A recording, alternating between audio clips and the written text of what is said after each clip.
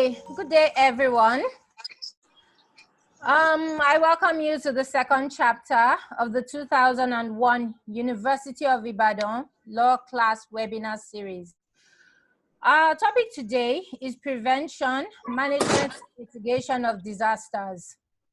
Now, before I introduce our panelists, can I ask everyone to please mute themselves?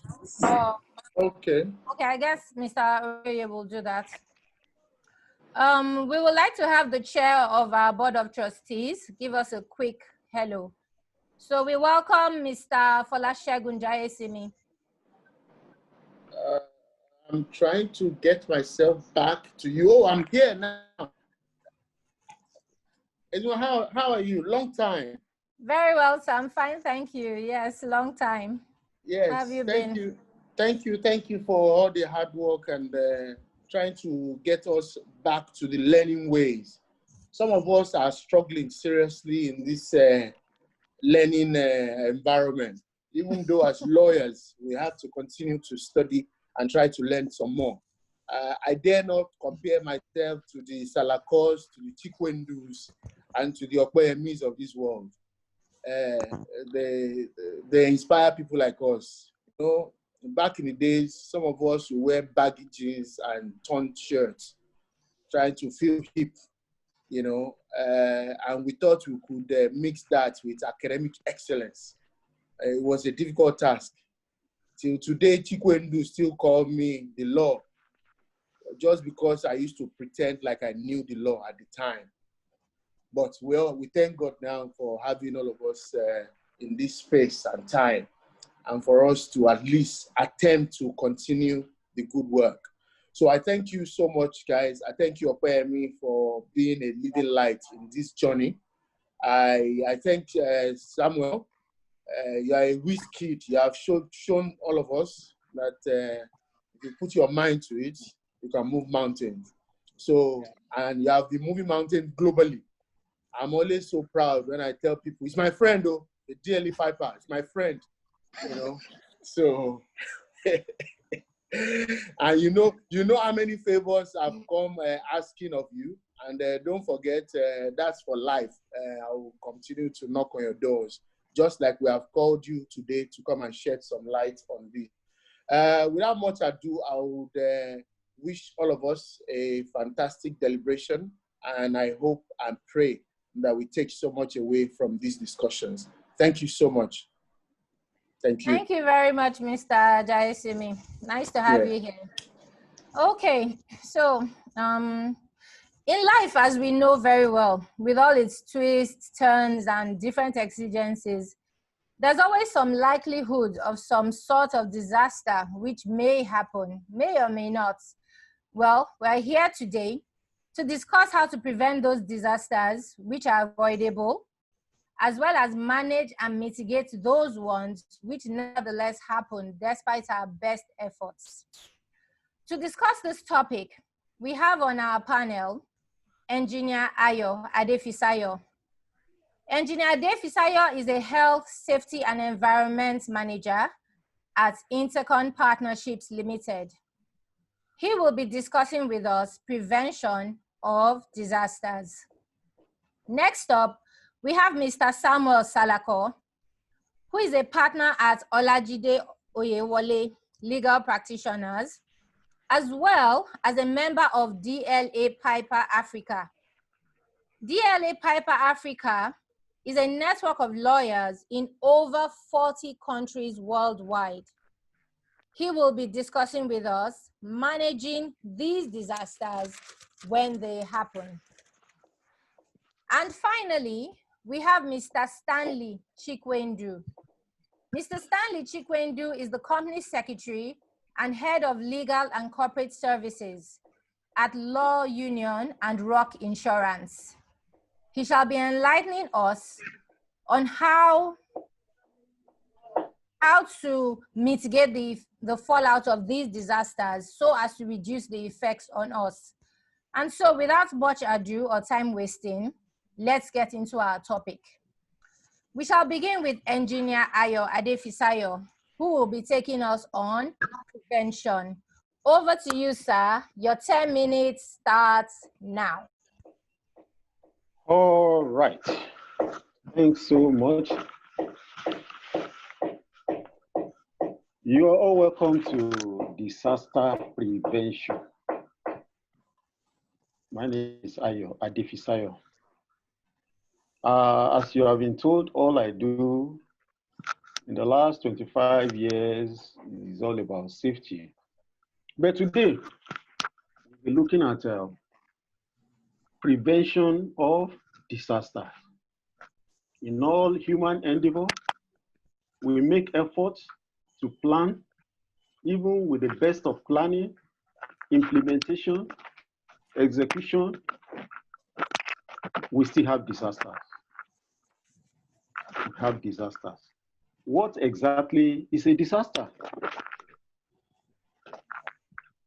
Disaster, according to the United Nations, is a serious disruption of the functioning of a community or society or a nation which involve widespread human, material, economic, environmental impacts that exceed the ability. I hope everyone is hearing me. Yes, we can hear you perfectly. Oh, good. You know, and the impacts exceed the ability of the affected community or society to cope using their own resources. In other words, when it gets to a situation where outside assistance is required, it becomes a disaster. For nations, we're talking about getting assistance from other nations. For a region, we're talking about getting assistance from other regions of the world. And even for an individual, because what constitutes a disaster to an individual may not constitute a disaster to a community. Please, I want us to get that very, very clear. But there are basic things. What are those basic things? Vulnerability and destruction. There are two types of disaster, basically. We have what is called natural disaster. That's what we all refer to as the act of God. Act of God. What are those ones?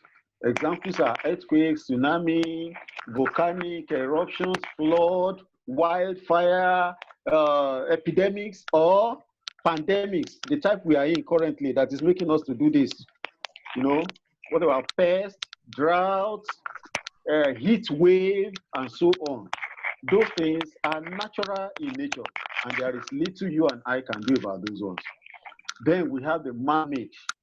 Those ones come about as a result of errors, technology, war, you know, maybe explosions like we had in Lebanon, you know, some days ago, or fire accidents, deforestation, you know, when we keep cutting trees in order to produce, you know, to feed our industries. Then what about contaminations from our manufacturing environment, you know, infrastructural collapses like bridge collapsing, like buildings collapsing, and so on and so forth. So today, I want us to focus on the man-made. Because on the natural, as I said earlier, there is little we can do. You know, we can not prevent. What we can do is to prepare. We can prepare so that when they eventually happen, the impact will not be so much. So what is disaster prevention now? Disaster prevention, please, moderator, when it is 3 minutes to my 10 minutes to go, just let me know. Okay, sir, will do. Thank you very much. Now, talking about prevention. What is prevention? Prevention are those, is defined as those activities, you know, or measures that we take in order to prevent a natural phenomenon or potential hazard, you know, from having destructive effects on either the people or the environment or the economic assets. You know, I said earlier, there is little we can do about natural disasters, natural incidents. But the truth of the matter is, with the technological advancement in the world today, some of these can be predicted accurately, and we can take measures, to prevent, their impact on the society, on the population, on the economic activity of a nation. So those activities are what we define as prevention. What are those activities? They are basically to, we talk about hazard identification. We actually look for the threats facing us, as a people, as an organization, as individuals, or even as a nation. Then the vulnerability assessment. We got to assess how vulnerable we are. We have to evaluate the risk and the capacity of, the community or the people to handle the consequences of this disaster. So those are the prevention methods. Then another thing I'll briefly talk about is preparedness. Preparedness. Preparedness is basically those measures that will ensure the organized, mobilization of personnel, funds, equipment, supplies, within a safe environment for relief purposes. Relief purposes. In the case of this pandemic we are going through, we've been talking about palliative. Well, you and I know the way it has been going on in our society, but it's just a direct measure of our level of preparedness for disaster. The pandemic is a disaster. Without being too academic, let me just quickly list those measures in preparedness. For instance, we talk about food reserve. I'm sure nobody talks about that kind of thing in Nigeria. And in most countries of the world, I was listening to American Congress some days ago when they say, oh, they have just discovered in America, in whole America, the United States, that they discovered that a large percentage of Americans cannot even, they can't boast of $400 in reserve. And we're talking about over 40% of Americans. And they discovered that if there is an emergency, they cannot get hold of $40 to tackle emergency. And it's so sad. Then emergency reserve fund, emergency reserve fund. Then what about seed, agricultural reserve, then health facilities, scientific warning system, which we actually lack in this climate. Then logistical infrastructure, then relief manuals, what tells us what we need to do and at what point in time, and the people that will coordinate. All these things are measures that we need to put in place. When there is disaster, there are two sides to a disaster. Let me put it this way. Before the disaster, then after the disaster. When there is disaster, we talk about emergency response. Now, these are issues we handle, globally on government level. Pardon? Sir, you have 3 more minutes. Oh, thank you very much. Now, how do we narrow these things down to us as individuals? Because that is my own area. Talking about government, if you are not in government, you can hardly do anything. Now, how do I narrow it down? Number one, to prevent disaster and to prepare for disaster, please, we need to follow standard in the design and construction activities. We need to follow safety standard, be it your residence, be it your office. Please, standard must be followed. The truth of the matter is, even in Nigeria, there are standards, just as we have it all over the world, but nobody follows anything. Please, it is very, very, very important there is what we call housekeeping. Housekeeping. We all are expected to engage in effective housekeeping in our various offices, in our various homes. Uh, because of this, because of the lack of effective housekeeping, many of us do not really know what constitutes hazards in our office. For instance, you an extension, electrical extension, you just go, you pick something on the road. Oh, it's 1,000 naira. Oh, the one they said cost 10,000 naira, that one is just too much. What am I plugging? But you don't know the rating of what you have bought, and then you don't know the rating of the gadgets you are plugging to it. And these are things that can lead to fire disaster. Yes, it may not be that day, but it can lead to. Then part of our preparedness is to have some basic amenities. For instance, medical is very critical. Medical, very critical. Firefighting equipment, we are portable type, depending on the nature and the size of your organization. You have to get all those things. Then get your staff, trained in all these areas. Then post-disaster, what do we do? Post-disaster, well, we can talk about relief, then rehabilitation, and so on. Not necessarily that kind of relief package. I believe the man that will talk about mitigation will delve into that, going to rehabilitation, then response of various organizations, and so on and so forth.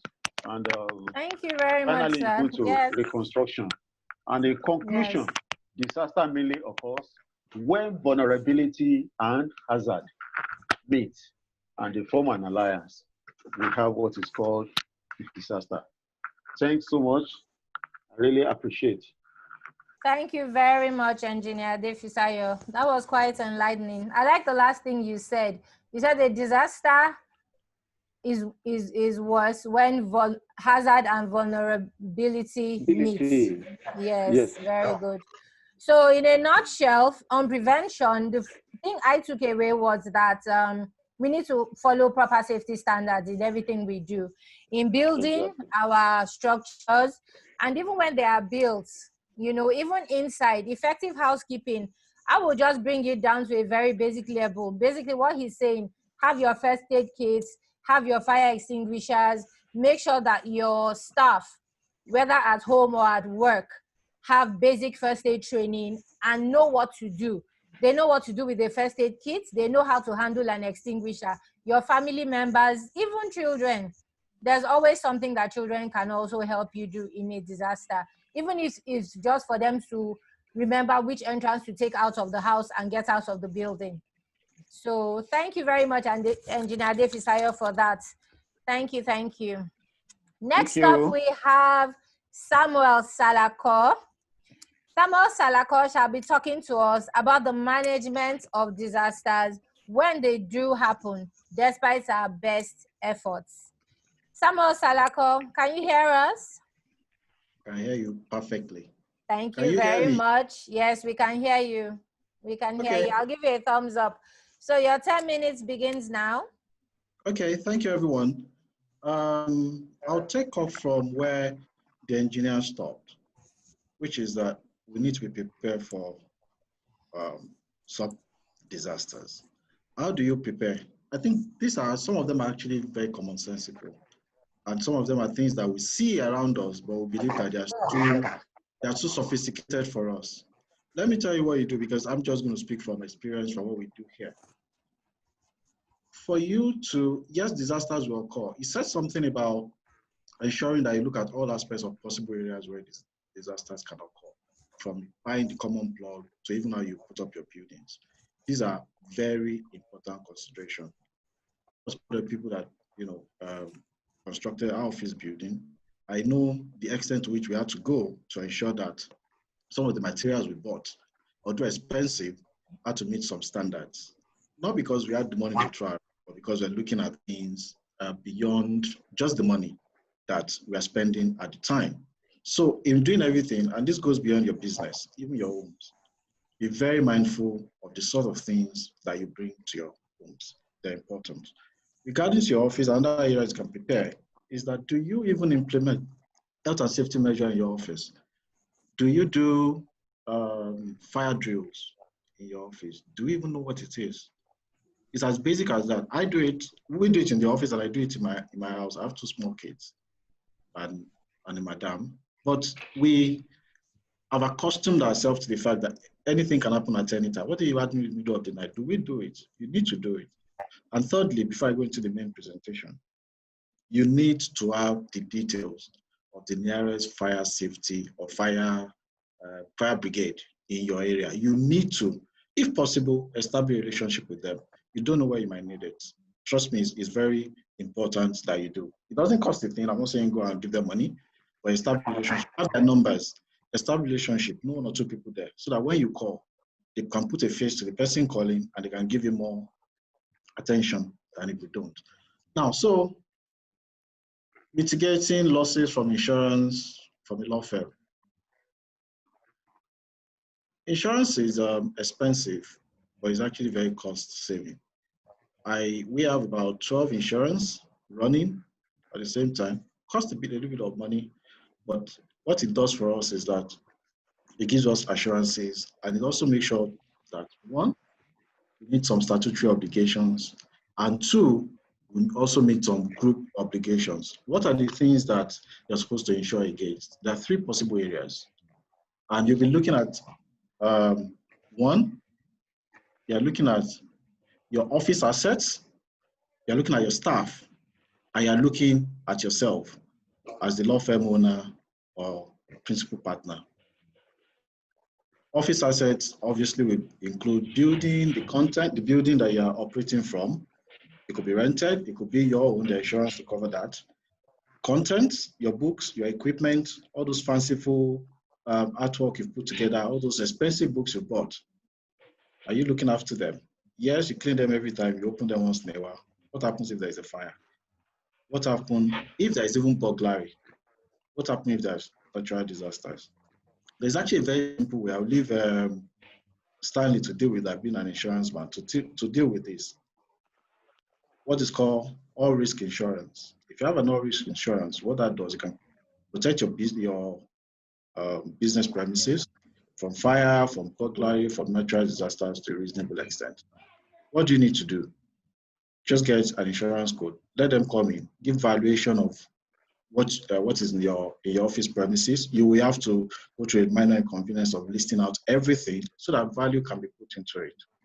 Once value is put into it, what I do know, we pay is just 1% of the value. So just imagine your office building, you put in all those fanciful things, AC, anybody enters your office, it seems like, something that you pull out from the streets, from, Wall Street or High Street in New York. With just 1%, you can actually so everything costs about 10 million. What is 1% of 10 million? 100,000. That is how cheap it is. And the sort of guarantee and confidence it gives you, you can't quantify it, because you know that in the event that anything happens, you are not going to be seriously out of pocket to replace all those things that you so much value and cherish very much. I'm going to go into other aspects of insurance, but that's at the basic level. The content insurance protects your office assets. The next set of people, the next set of things that you need to protect are your people. There are all sorts of statutory compliance requirements for protecting people. We all know about the group life insurance. If you have 3 employees, you're supposed to have group life insurance. I believe as lawyers, we're doing that. What that does for you is that in the event an employee dies or something happens to someone within your care in the office premises, the typical thing that we do, how do we help the family, let's contribute money and give and that, shouldn't necessarily occur, because the person is insured up to 3 times his or her annual salary. For a lot of people, even for most people actually, is a chunk of money that will help in offsetting a lot of expenses that the deceased person has left behind. So 1, group life insurance. We're also looking at insurance against hazard, occupational hazard. It may not be that the person dies. It may be that the person sustained injury. in and out of work. The person was going to work or the person was coming from work and something happens. You're under the law, you know you're supposed to have, you're supposed to pay 1% to the NSIT, have to take care of occupational hazard. Do we do it? You need to do it. If you don't do it, the responsibility will fall on you because under the common law, you are responsible for injuries to an employee in and out of work. That's putting it very, very loosely. Now, we all handle a lot of clients' money. You just help a client to sell a property of 100 million, 500 million. You put it in your bank account. The client is supposed to come. Maybe you sold it on a Friday. You deal with the transfer or what have you on Monday. Over the weekend, your accountant runs away with the money. What do you think is going to happen to you? It does happen. We've seen it happen. But there's an insurance to cover for that. It is fidelity insurance. This is an insurance against fraud or dishonesty from your employee. Some of these things, yes, you pay a premium, but trust me, when disasters do happen, that money becomes insignificant to what you are protecting against. I know for a lot of lawyers, this is new. This is not something we think about, but this is a real risk. You don't want to be dragged before the LPDC for chopping your client's money when your accountant or some people connive to steal your client's money. You don't want that. And I hope it doesn't happen to us, but we need to start looking at that. Then have we considered also professional liability insurance? In this part of the world, lawyers typically are not sued for doing shoddy job. But when you work for certain clients, and Fola, we allude to this, international client, they don't joke. When you're working for them, you have to be top notch. You have to be on top of your game. If anything does happen, they're going to call you out for it. And I can give you a very live example. In the last 6 months, we've had 2 clients coming to us wanting to sue big Nigerian law firms on professional liability for something they should have done or they should not have done. Well, like doctors will do on grounds of professional courtesy, we didn't take up those briefs. But I can assure you that some lawyers out there who will take it up. What that tells you is that professional liability is life. You could be sued by your client, especially certain type of clients. And some of these losses can be huge. It goes beyond the fees you collected. It could actually bring you down. It could actually bankrupt you if they do get you in there. So we need to start thinking of professional liability. It may not be us that commits the negligence or omits to do something. It may be anybody within the firm. There's something I was working on last 2 weeks. A law firm messed up, forged the documents and gave it to this business. It's an international business, and they have gone on, operated on the basis of the one contract on the basis of this forged incorporation document. Then they found out, and it's a notable law firm, very reputable. The law firm didn't know because I spoke with the partners from the senior to the junior. Just an associate decided to go rogue for whatever reason nobody knew. We were approached as, we've cleaned it up, sort of, and we've mitigated whatever I need to mitigate. And there was a discussion about possible indemnity or liability by this law firm. If we are taking on the brief, or if we had dissuaded the client from doing it, because we just thought that there could be ways to mitigate some of these things. But if the client went ahead to do it, you can imagine hearing in the news that a big law firm in Nigeria is in the middle of something like this and potentially could be bankrupted because of that. So you need to look at these things. And some of these things, they don't cost the arm and the leg. Some of them ranges from 0.5% of your asset value. I can tell you that for professional liability, as an example, in my office, we have a 500 million professional liability insurance, and we pay about 600,000 or thereabouts. It's not even. The point is, it's not that. I'm not saying you go and take out a 500 million liability insurance. It depends on the nature of your business and sometimes some of your requirements, maybe because of the counterparties that you deal with. But Just imagine if we have any loss, we can comfortably, at least to a reasonable extent, accommodate that within that level of insurance. Mr. Please, Salako, 2 more minutes. 2 more minutes. Okay, so you need to look at medical insurance for your staff as well. It is mandatory that you provide healthcare for them. These are very important. A lot of businesses or people are bankrupted because of medical reasons. Then you, the business owner, how do you protect yourself? Our friend Maurice suffered a disaster, and thank God we're able to help out, and he will sooner rather than later get back on his feet. Well, we are aware that there's something called business interruption insurance. Business interruption insurance, what does it do? It puts you back in the place that you should have been when you have a business interrupting event. Fire, natural disaster, shutdown, even by local authority, to the extent that it even assists in paying you for loss of profit as well. Imagine if any of us had that and for some reason our office got set down. Before you move to the next office, you can be guaranteed that whatever earnings you were earning before is not going to be disrupted. You're still going to earn it until you're able to get back on your feet.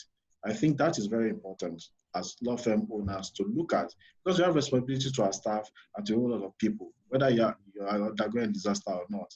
These families still have to be fed, and you have to pay people's salary. Let's consider that. Then yourself, you need to consider life insurance and personal injury. God forbid, we all say we don't want to die. God forbid we should meet any disaster. But friends, this thing do happen, and it's life. If it happens, is there any fallback plan? What are your fallback plan? Yeah, you can make all the savings in the world and what to do, but do you want to also incorporate insurance into that as well? Life insurance, I know a lot of people that have one. I have one as well. Here's the premium. Maybe something is an inconvenience, money that you may never get to spend, because life insurance, you don't get to spend it, unfortunately. Your family will do. But you don't want your family to curse you when you're gone. You want your family, to bless you and say, oh, although he's gone, he never left us out of pocket. Personal injury as well. God forbid anyone else gets injured or we can be able to do our work. Do we have a safe back option, or we have to go cap in hand to friends and family to be able to meet ends meet? And lastly, take your medical insurance very seriously. It is important. It is available.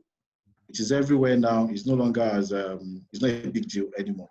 Health insurance helps because it can offset some very serious hospital bills that may bankrupt or put us seriously out of pocket. On that basis, let me stop now. Thank you very much. Thank you very much, Mr. Samuel Salako. That was truly enlightening. I didn't know there were so many types of insurance. And you are right. Apparently, it does work. I think maybe it was me. I don't know. I grew up not really giving much thought to insurance. Our parents paid for everything out of pockets, and we continued it. This thing you said was very true. The occupational hazard.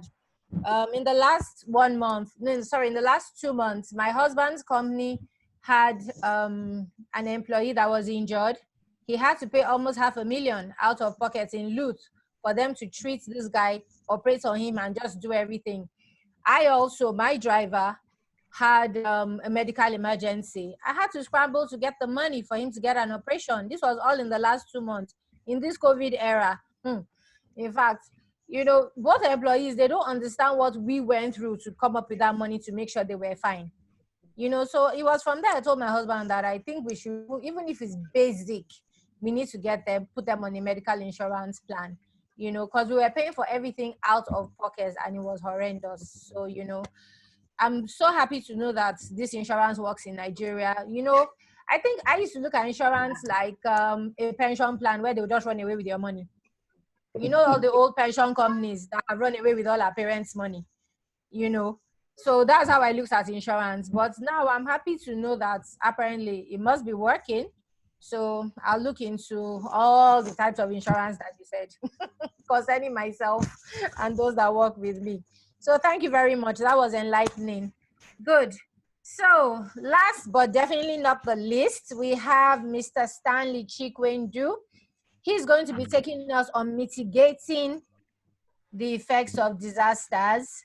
I guess also from an insurance point of view, though Mr. Salako has been quite erudite about that. But Mr. Chikwendu, where are you? Stanley? I'm here. You're laughing? Okay. Anyway, over to you, Stanley. I'll give you 12 minutes. Thank you very much. I'm not sure I need up to 12 minutes, given that Salako has very well and evidently done my job for me. Thank you, Salako. Right, so I have to improvise.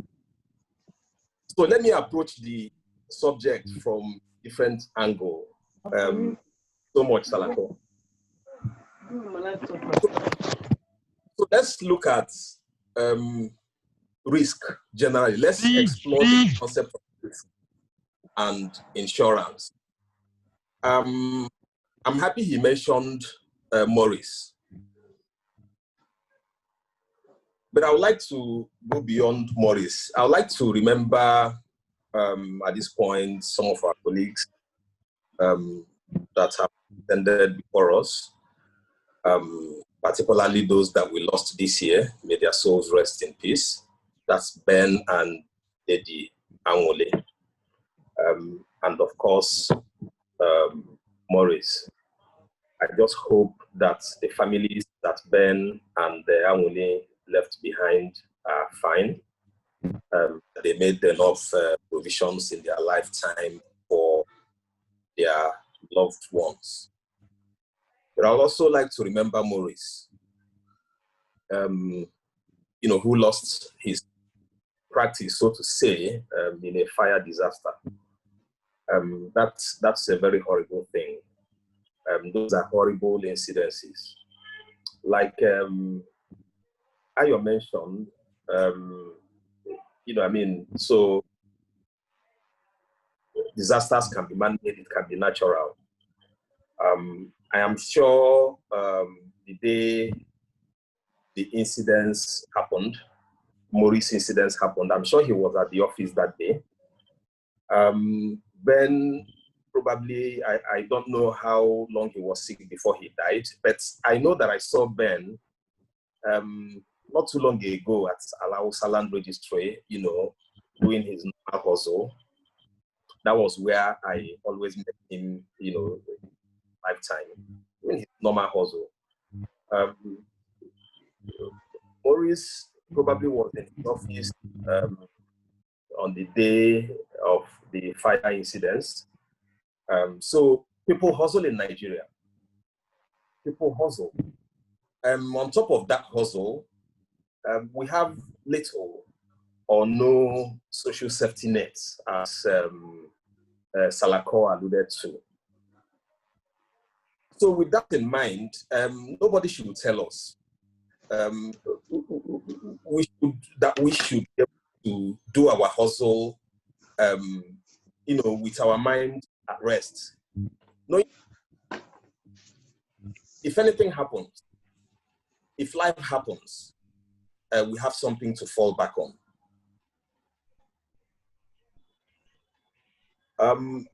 Again, like I said, I don't know what arrangements these our mates have made, but I can tell you that if they had adequate insurances, perhaps they would have fared better. They would have handled the loss or the disaster better. So you find that insurance plays a very great role in insurance. In itself doesn't stop disaster from happening, but it is there it serves a social purpose to restore people, victims, to indemnify them for their losses, or in the event of death, which is not indemnifiable, make sure that their families are well taken care of. So sometimes I wonder why, in spite of all these benefits that insurance provides, people generally shy away from it. But get a sense now from what Ziwa said. I bet a lot of people think that way. I think our cultural practices, our religion, we are a faith nation. Once we pray, we are fine. And in fact, for some people, when you market life insurance to them, they start thinking, they start fearing. In fact, their loved ones start fearing too. That, what are you talking about? I know a friend that, we marketed life insurance to. We don't sell life insurance in my company, as social market. And he got home to us with his wife. The woman burst out crying. What do you mean? You're not going anywhere. So, those are part of the things. But we need to rise beyond that. Life happens. Life happens. That's it. So we need to prepare. We need to prepare our families. So, like Salako said, there are life products available. There are term life, there are whole life products. There are many of them in the market. The funny thing is that they are not expensive at all. There are those that are investment linked, and these are not expensive. I recognize that people who have not had much dealings with insurance people, or perhaps from stories that we heard from our parents about past insurance practitioners and how it was practiced those days, people are a bit reluctant. But I think you should go closer, try, make inquiries, speak to practitioners. You will find that indeed the industry has changed because there's tighter regulation now, and then again the competition is also rife among the practitioners. So people want to perform. So I encourage us, seek out insurances, live. You have group life like Salako mentioned, not just for where we work employees. A group like this can also explore a group life policy. In fact, it is cheaper when you have larger numbers. So health insurance is also not something that should be toyed with. So I know from experience that people who are not in regular or in structured employment where this is provided by their offices, typically are reluctant. But about going for this health insurance. But let me tell you something. It is very cheap. It is unbelievably cheap. We don't offer it, but I know, being that own my company health insurance package for staff, I know that it is cheap. It is unbelievably cheap. The benefits are accruable, trumps, whatever cost, think you are going to expend in order to get it. So I commend that to our people. Again, Seabots and his team can also, having that or getting that for members of the platform. Like I said, insurance operates on the law of numbers. The bigger the portfolio that the client forward, more competitive, the cheaper the package. So it's something that I will recommend to the group. So apart from live, I've been talking about live. We also have, because insurance is divided into two. You have the general, you have live. So live are, comprised of some of the things that Salako has mentioned. So you have motor, which because of regulation, because of police, a lot of people have. I know that a lot of us do comprehensive, but a few of us also do third party, which is to jump and pass police. It is good, but let me tell you how third party operates. I don't know if Tolu is here. Tolu, listen, let me tell you how third party operates. Third party operates just to indemnify the third party. with which you are involved in an accident with, only if you are at fault, if the police report shows that you are at fault. If the police report does not show that you are at fault, you will have to go and sort the matter out with, the guy. And usually it's not funny, I can tell you. And besides, what happens to you? You should actually, nothing happens to you. So you should actually, be able to sit back and think that, okay, well, I am covered when you are going out in the morning, knowing that if anything happens to your car, whether you are at fault or not, simply, no need to, no need to shout, bring out your card, give the other guy, or call your insurance officer, exchange cards, and you move on. You go and attend your meeting instead of standing, on the road and arguing. We've gone past, we should all be, above that now, I believe. So I commend comprehensive insurance to all of us. There are many variants. The products are available in almost all the general insurance companies. It's actually the most common. So your insurance agent or broker or walk into any insurance company, but there are agents everywhere, and explore one that is suitable for you. But I will advise you, whatever you do, ask them to send you soft copy of the policy for you to read. Insurance is a contract, basically. So look at it. You don't need to agree to everything that is there. You can always negotiate terms in every insurance policy. You can negotiate. Another thing that people, really fight insurance company over is what we call deductibles. So general insurance all over the world that insurance companies also want to manage. So what that does, they are sharing it with you, and a typical deductible or excess, if something happens, if an accident, if there is a loss, you get 10% or a certain amount, an agreed of the loss before the insurance company will come in.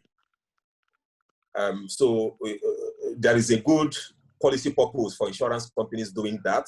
It's perfectly okay, it's perfectly legitimate. But it's also possible for you to buy that back. So it's called buying back the excess or excess buyback. So, and it is very cheap. So anytime you have motor insurance or any insurance for that matter, try and buy back the excess so that you are not going into any argument, or that you have hived off your risk to all your risk to the insurance company, and 2 more minutes, Stanley. Outside, with your mind at rest. How many minutes? 2. Okay, 2, right. Yeah, so I move quickly now. Salako also mentioned fire and special perils. He mentioned all the ingredients, fire and special perils. I think that if somebody like Maurice had fire and special perils insurance for himself, he will be smiling now. Well, yeah, but he won't be as worse off as he is at the moment. So fire and special perils is, it covers fire, it covers other special perils, and if you combine that with what is called an all-risk policy, you have the business interruption, which Salako talked about, is all risk, is all encompassing. It comprises of everything.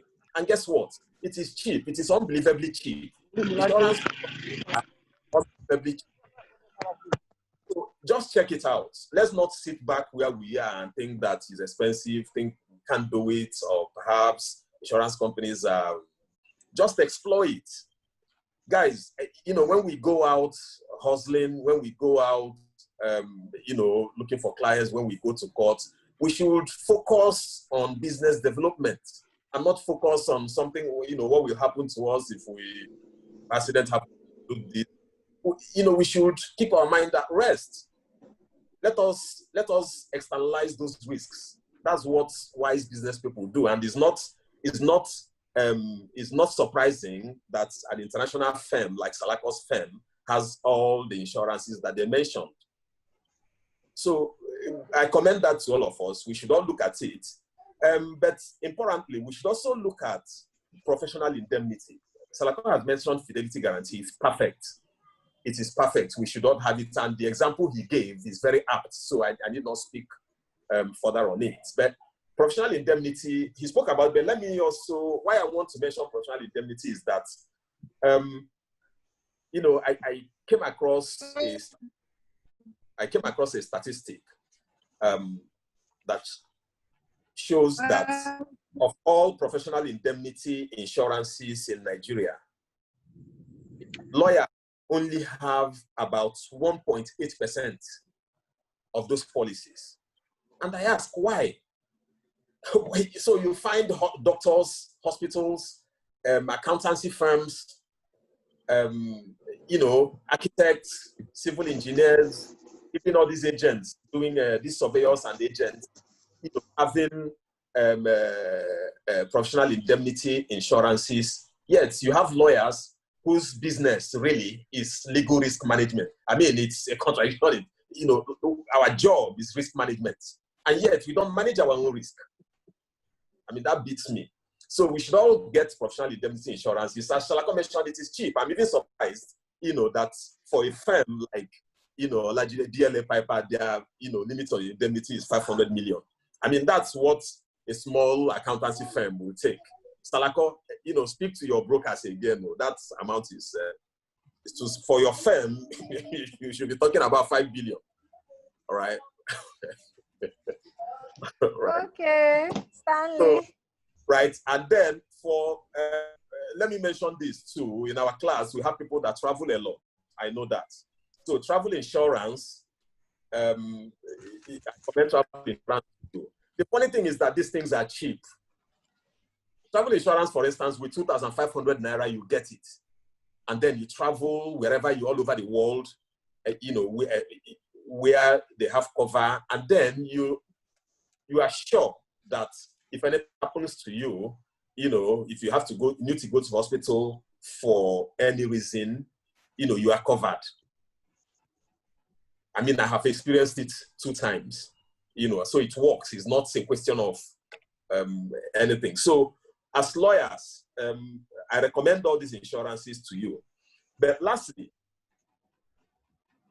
another thing, let me just mention this.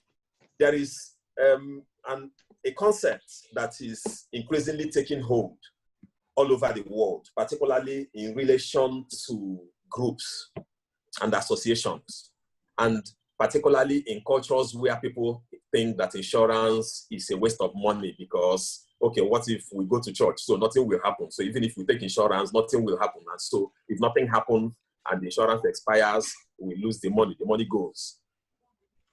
Number one, I don't subscribe to that idea. But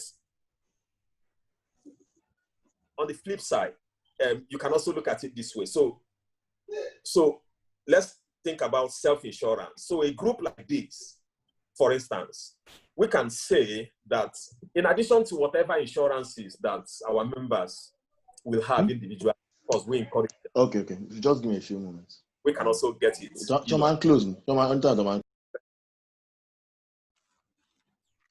Right, okay. Yeah, so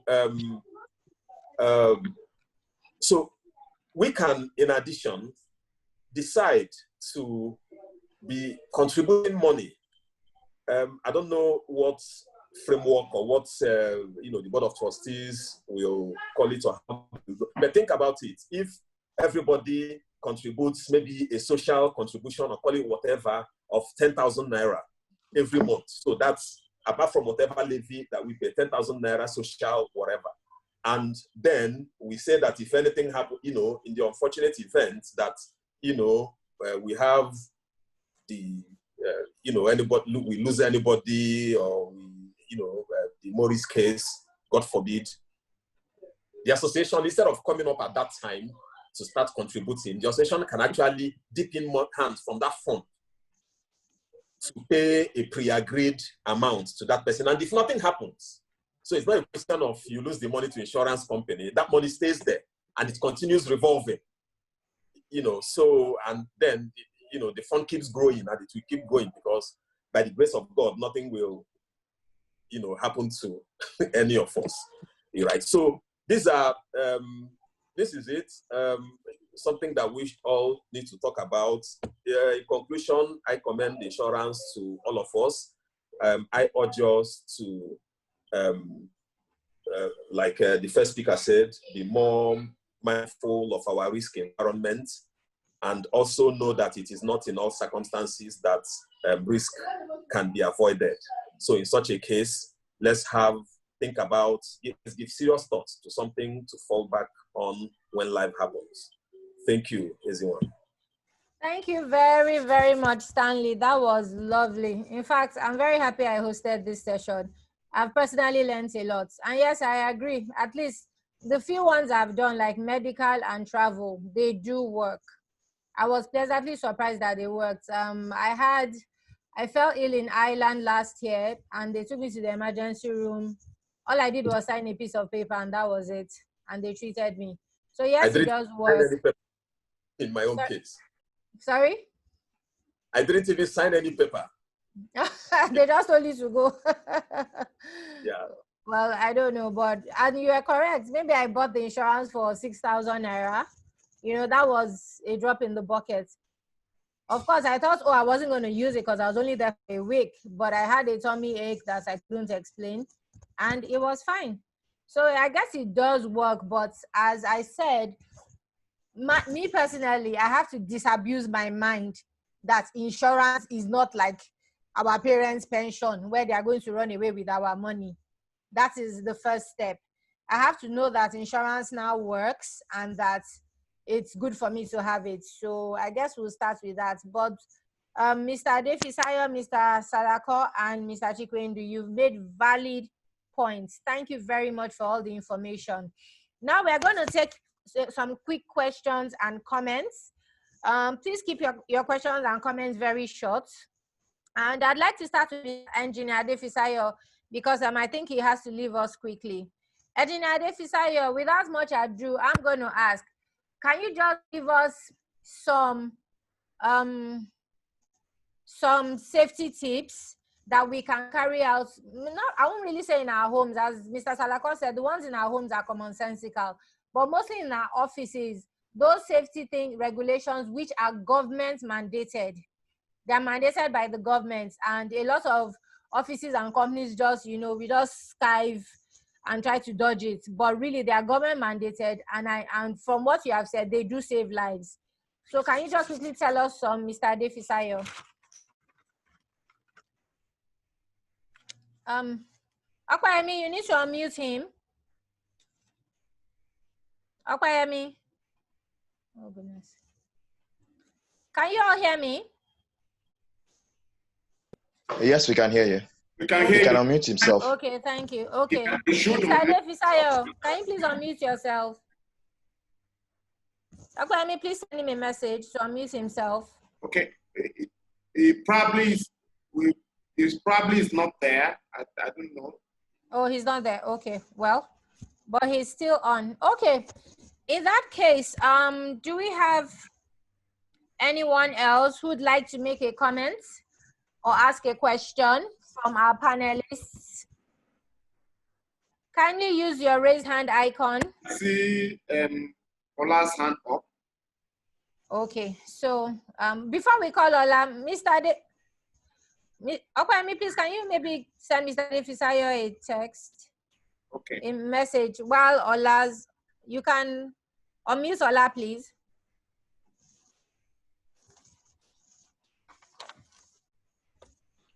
Sorry, everybody. I'm the host, but I'm not. That's fine. Controlling it. I've been able to unmute myself. I'm a whiz kid when it comes to things like this. I'm an IT guru. I can perform magic. I can easily unmute myself. This is what I do day in, day out. You unmute yourself. So, did you have a question for us or a comment? Yes, I do. And I wanted to ask something in line with what you have asked of the engineer to help all of us, especially some of us who run small and medium-sized law firms or businesses. The kind of measures that we all can put in place to more or less prevent rather than now try to fix the problem. Whether it's fire extinguisher, where to put it, where to put exit lights, and all those things. Coming from a professional like himself, I'm sure that would go a long way in helping some of us in that sector and in that space. That's one. The other question that I would love to ask is to the two people who have spoken generally on insurance policies and how the 3 R's in the insurance arena always comes to play, particularly restitution.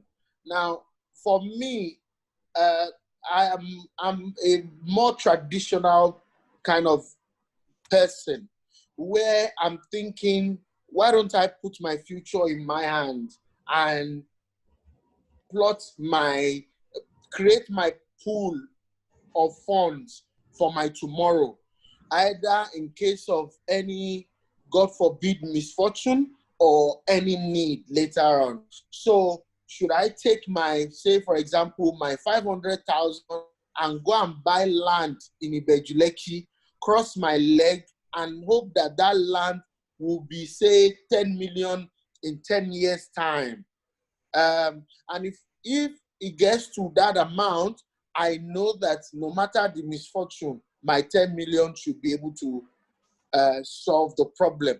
Rather than pay an insurance company where there's probably no appreciation in what I will get from the policy if a misfortune does happen, and I will not be stuck with the bottleneck of we need to send it to legal.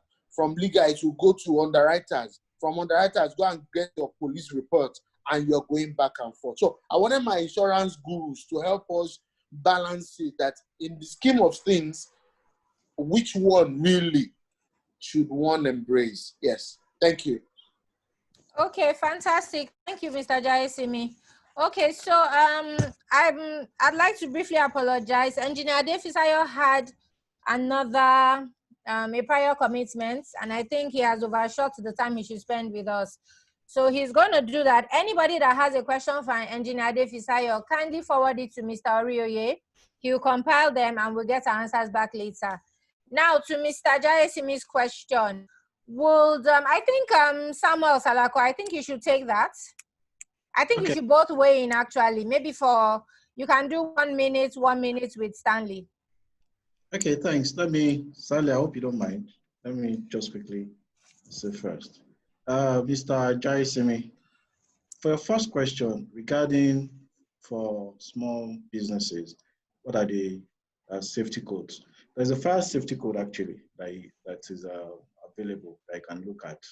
Also, the best, and again, don't think about it that it's going to be costly. They're actually very open to help because everybody neglects them. The fire service, go to the nearest fire service location. Let them come and do an assessment of your building.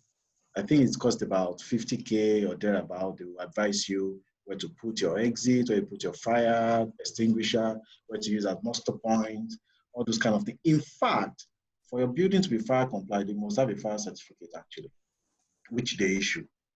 You know, every business premises is required by law to have it, but we all know that that is observed more in breach than in actual enforcement.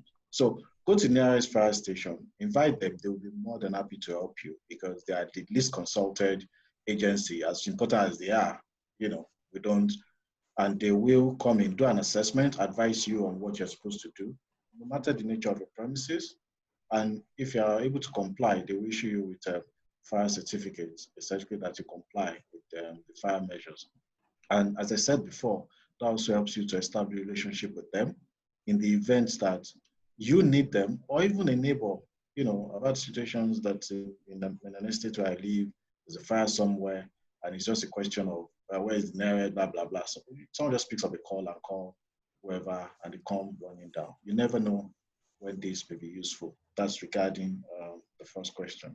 On the other one, well, I think Stanley will do more on that, but your 500, put it on land, 10 years.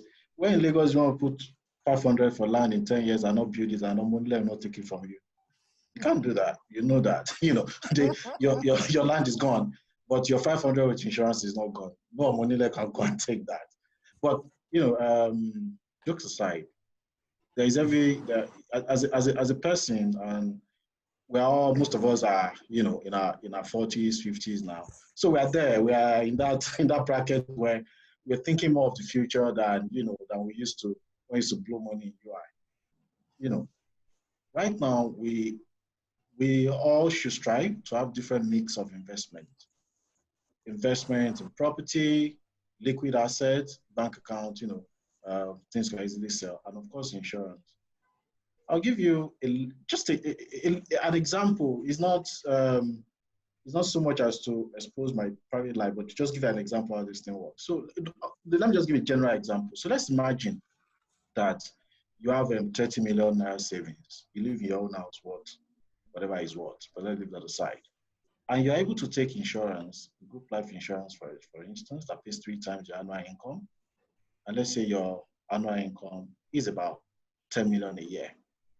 Okay, and you have personal life insurance as well of another, say, 20 million. So suddenly, if that person dies, that person is worth 30 million in his bank account, right, as a saving, is worth 30 million group life payout, and is worth the 20 million, on his personal life. So you see that with insurance, you can actually triple or, apply your net worth simply by that. So if you're at the time that if you're taking the money you're supposed to pay as premium, you're going to put in some property, what are the chances that that property will have appreciated to sort of quadruple, at least triple or quadruple the money you have put in there? So is in a way, it's also, for me, I see it as also some form of investment. I know that, for instance, my madam is not going to, kill me or anything, or be, wish me dead. But we do joke about it that, look, Samuel, you are worth more in debt than alive, because, and it's the truth because of the various insurances we put together. Yes, right now, I'm just whatever it is I have in the bank or whatever, I've been able to keep that. But if anything does happen, there's some payouts that will come in that may even make what I have right now look like, small comparatively. Now, I'm not going to get that while I'm alive, so I'm not worth that. But if it does happen, you just find that it's good. And the reason why I said the first thing I said about at an age where I'm looking more in the future is that a lot of us will look more to providing for our loved ones, either immediate family or extended family, more than we look at ourselves, And ultimately, if anything happens, we want to make sure that continues, even though we are not there. Stanley? Thank you, Samuel. Oh, right. Stanley, would you like to add anything to what Samuel has said? Okay, a little. Salako, thanks. You keep doing this job for me. Thank you so much. 2 minutes. So it is good, like Seabot said, to take things into your hands, to take your fate into your hands. It is good to actually save for the rainy day. It is good to acquire property, not only in Ikorodu, or in fact, we pray to acquire in Ikoyi, in Banana Island, Right.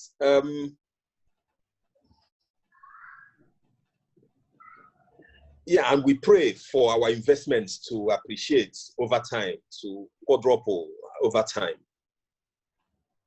So, but you see, guys, I am sure that Maurice Eleri had properties, like that. He didn't have insurance, but he had properties that he was hoping would appreciate over time. So he went home on that fateful day, that fateful evening. He went home happy, went home a satisfied man who had taken his, his fate into his own hands. Went to bed, slept, but his phone woke him up at about midnight to inform him of the fire disaster. So the disaster didn't wait for the land to appreciate, 5-10 years time. That is why it is called life happening. That is why it is called, disaster. That is why insurance is, it's fortuitous, contingent on a fortuity. So, yeah, we can save for tomorrow. We can do all those, but in fact, it is actually part of taking our own fate into our hands by externalizing our risks. Think about it, Fola. Think about it, everybody. How does it feel knowing that you have spent 1 million naira, just saying, to secure a 1 billion naira investment? You go home, you sleep, you focus on your hustle. You don't have to sell anything if life happens. Your insurance is there for you. It's called externalizing risks. It's a mechanism that, is used all over, it's everywhere. It's just lawyers who, for whatever reason, think that, they don't need insurance as much as others. But so please, let's save, but let's also take things into our hands by externalizing our risk. That's how I would rather take things into my hands. Thank you. Thank you very much, Stanley. Fantastic. This has been really enlightening, even as in for me. Do we have anyone else with a raised hand icon? Mr. Orioye. I'm not sure I can see. Okwayemi. Okwayemi. I'm here, I'm checking. Okay. Any other comments? Because we're almost out of time. I think Roland's hand was up before, but I can't see it up any longer. Okay, do you want to unmute him? Hello, Roland. Are you there? Okay, I'm there. Would you like to make a comment or ask a question? Roland. Yes, I just have a question, please. Okay. Like the current pandemic, nobody actually prepared for it. So my question is very simple. Can an insurance policy possibly cover a pandemic? Thank you.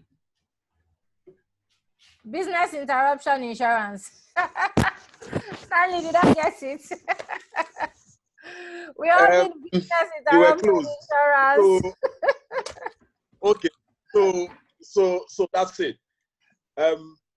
You see, so COVID is obviously a game changer. It's going to affect us in more ways than we ever imagined.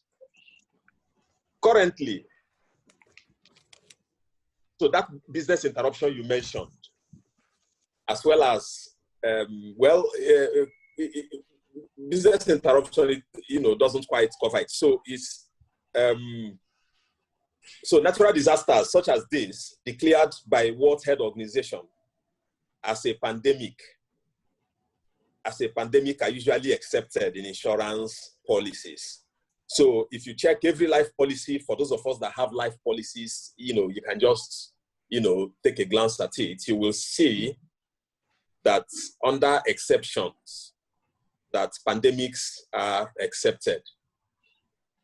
So, but in some jurisdictions,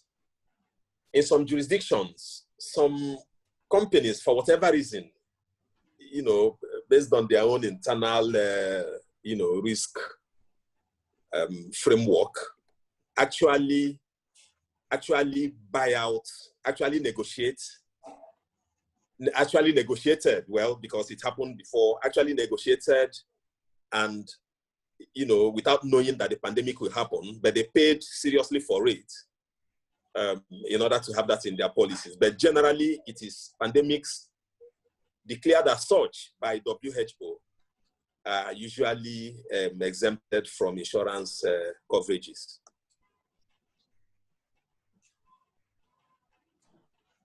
Thank you, Stanley.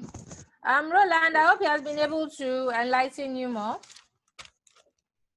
That's very perfect. Thank you. Okay. Yeah, but of course, sorry, of course, like I said, the pandemic is a game changer. Nothing is cast in stone. Perhaps when there is demand for it, which I expect will be going forward, of course, insurance companies, can always design products around it. Okay, thank you very much, Stanley. Okay, I'd like to ask a question. Okay. Okay. Go ahead. And the question is, so for our group, for our class group, for example, what kind of insurance policy would benefit us as a group, and how does it work? Fantastic.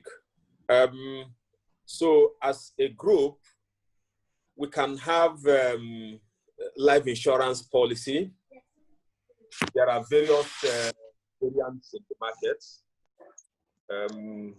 Yeah, so we can explore that.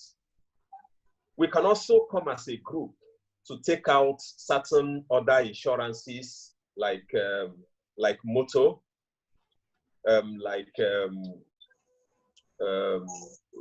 travel. When people, like travel.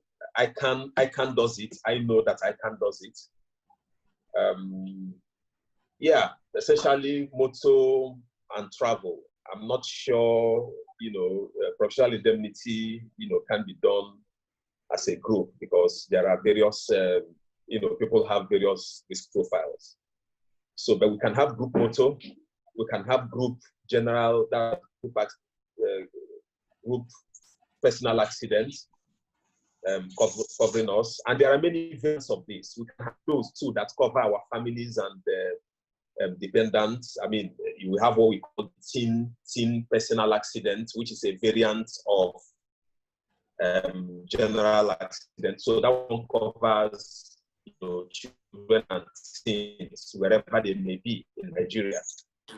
We can have that as a group. It brings even further down. And by the way, a teen personal accident is about 2,000 naira, for a kid. You have, we can also do what we call campus and camp for, well, I'm not sure we have children. Many of us have children who are in universities now. So that's suited for them. So yes, we can do life. We can do health, group health insurance. We can do group motor. And we can do, GPA, which is the group personal accident. Okay, Stanley, if I may just quickly take a cue from there.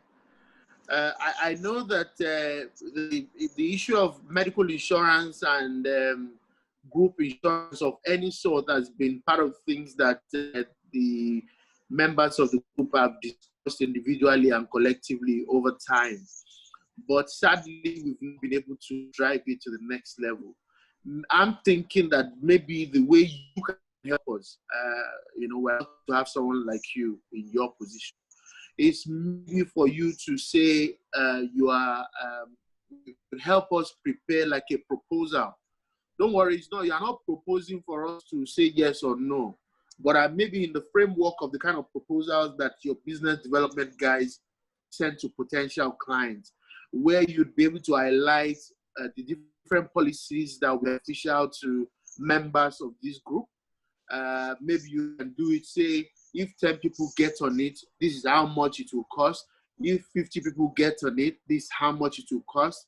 If it's 100, and it keeps going up, and it will help the group and all of us who are in responsibility position be able to make a call and, of course, gather more information to help make that informed decision. I think that would be fantastic. I know that some of my guys in my office brought an MBA program, insurance package I think 20-something thousand they called it for each associate, and that was put together by the MBA Lagos branch, and I think it behoves on all of us to consider how that can be done, but of course with a better and more robust information coming from people in that sector rather than guessing or. All right, that's noted. I'll do so. Or knocking on Stanley. Is this something that you can do for us? Sure. Okay, all right. So we'll be waiting to hear from you in that regard. Yes. Thank you very much. Right. Thank you very much, Stanley. Thank you, Fola, for that, for helping us move to the next level on that. I think we're just about done. Okwayemi, do we have any comments or questions, or can we round up now? Yes, we can round. I think it's a convenient point for us to round off. Yes, I think so too. I hope we have been further enlightened on the need to manage and meet, first of all, the need to prevent disasters that we can prevent. And when they do happen through our fault or no fault of ours, we're better informed as to how to manage and mitigate the effects and the fallout. So I'm very happy I hosted this session, and I will definitely look more into my insurance status, both at work and in my personal life. So thank you very much, everybody. Thank you, panelists. Thank you, audience. Mr. Ariel, you were supposed to give the vote of thanks, but I think I've done that. Okay. I would still like to say a few words. I want to thank everybody for making our time. I know it's not really convenient for us to come together like this, but we have endeavored to be around, and it is heartwarming that we're able to do so. I particularly want to say thank you to Stanley and Samuel. It's a good thing that we have quality persons in our midst and who are ready and willing to come and share knowledge with us. Samuel, I would say, was very prompt. He was, and we really benefited from what he said. Kudos to you. Stanley, he has always been up and doing. Each time I send messages to him, I will respond promptly and all that. All these things are encouraging so that we can have a benefit being together, so that our conversations will not just be about Buhari and Atiku and all that, but things that can actually benefit us as a group. We have a lot of knowledge to share with each other. I want to particularly thank Kabir. Is this still there? Okay. KB, thank you very much. Yes, KB has always been, he started this WhatsApp group, and he has always done everything to ensure that things go on fine. He is also the official sponsor of today's session. I won't tell you how much he gave us, but even as small as this meeting is, there are some funds associated with it. And those funds came from the source. Thank you very much, Mr. Kabir Akombi, for, for that effort. Thank you very much, CBOT, for always being in support of all this. And thank everybody. We are hoping that maybe we'll be able to discuss the KAMA as a group also. The conversation has started on the group gradually, but it's something that will be with us for many years to come. It is possible for our group to be able to come up with specific comments that we can also share with other people. Hopefully, we'll be able to arrange the next session, or at least one of the next few sessions, to focus on KAMA. All of us are lawyers, so all of us should be able to find areas in it that will be able to share some knowledge with others on it. Thank you very much. Thank you, Ezinwa, for your, for doing a good job moderating this session. Thank you.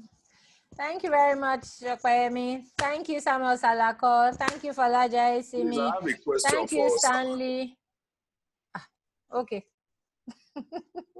Somebody has Please. a question for Salako. Please go Yes. ahead. So this is Aro. I just joined. And Who is the Mr. person? Aro, That's you're Wale very Aro. late. Mr. Aro, you are very, very late. We're about to Aro, start. you can take the question offline. like that. Aro, take the in question Istanbul. offline. What question do you want He to ask? didn't give me No, 20 let him ask. We want to hear. Istanbul time. Because you're in Istanbul, right? It's 4 p.m. in Istanbul. Okay. Okay, so go on quickly. Well, I don't have a question. I just want Salako to know that I'm watching him.